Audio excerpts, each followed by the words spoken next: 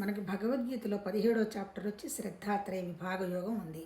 అసలు ఏంటి శ్రద్ధాత్రయ విభాగం? దీంట్లో అర్జునుడు భగవాన్ ఒక మాట అడుగుతాడు. ఇప్పుడు నువ్వు ఎంతసేపటికి ఇదిగోనయ్యా శాస్త్రవాక్యము, శాస్త్రాలు, గురువాక్యాలు, తర్వాత వాటి మీద శ్రద్ధ ఇవన్నీ చెప్తున్నావు కదా. సపోజ్ శాస్త్రం తెలియదు, శాస్త్రవాక్యాలు తెలియడు, మాకు గురువు లేడనుకో, మరి మా పరిస్థితి ఏంటి? మేము అజ్ఞానులమా? మాకేమైనా నరకం ప్రాప్తిస్తుందా? ఇట్లా ఏందో అడగబోతాడు. దానికి భగవాన్ ఏమంటాడంటే, శాస్త్రం తెలియదు, ఓకే, దానివల్ల నష్టం లాభం తీసి పక్కన పెట్టేస్తే ప్రతి మనిషికి ఒక 3 గుణాలు ఉన్నాయి.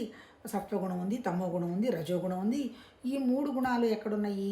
వాళ్ళ వాళ్ళ మనసులోనే ఉన్నాయి. మనసు అంటే అంతఃకరణ, అంతఃకరణ అంటే వాళ్ళ జ్ఞాపకాలు, తర్వాత వాళ్ళ మనస్సు అంటే సంకల్ప వికల్పాలు, వాళ్ళ బుద్ధి, వాళ్ళ ఆచరణ చేయడానికి అహంకారం వాళ్ళ దగ్గరే ఉన్నాయి. ఈ అంతఃకరణ కనుక శుద్ధి ఉంటే అప్పుడు వాళ్ళు ఏంటి? సత్వం పనులు కనుక చేస్తే సత్వగుణంలో ఉన్నట్టు, రజోగుణం పనులు కనుక చేస్తే రజోగుణంలో ఉన్నట్టు, తమో గుణంలో పనులు చేస్తే తమో గుణంలో ఉన్నట్టు అని చెప్తూ ఈ సత్వతమో రజోగుణాల అలా గుణాలు ఉన్నటువంటి మనుషుల్ని మనం గుర్తుపట్టచ్చు. సత్వగుణంలో ఏంటి? సపోజ్ వీడున్నాడు, తిన్నాడు, తన శరీరం బలపడటానికి, ఆరోగ్యంగా ఉండడానికి తింటాడు, పోని దానం చేశాడు, తను ఏదో నాకు ఆ దానం వల్ల లాభం వస్తుంది అట్లా చేయడు, ఎవరికి చెప్పకుండానే అదేదో ఉపయోగపడుతుందనే పాయింట్లో దానం చేస్తాడు. ఆ తర్వాత ఏదైనా ఒక పని చేస్తాడు, ఆ పనిని ఒక యజ్ఞంలాగా చేస్తాడు, వేరే వాళ్ళతో పోల్చుకోకుండా తనతో తను చేసుకొని ఈ పని వల్ల పరమాత్మతత్వం వాళ్ళకు ఉపయోగం లేదా అని ఆ సత్వగుణం వాడు చేస్తాడు. తర్వాత వాడి వాచకం ఎట్లా ఉంటుంది అంటే ఏంటి?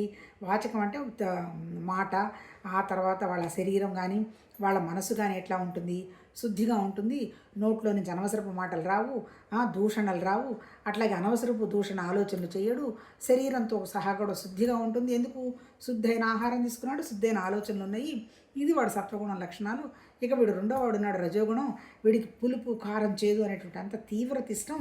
తర్వాత ఒక్క క్షణం కూర్చోడు, 24 గంటలు పనిచేస్తూనే ఉంటాడు, ఏదో సాధించాలంటాడు.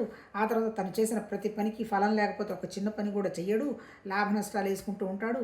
తర్వాత ఎప్పుడూ లాభం రాదు, ఎప్పుడూ నష్టం రాదు కాబట్టి చంచలంగా, దుఃఖపూరితంగా ఉంటాడు. తర్వాత ఇతను చేసే దాన ఫలాపేక్షతో ఉంటుంది, ఇతను తినే ఆహారం కఠినంగా ఉంటుంది.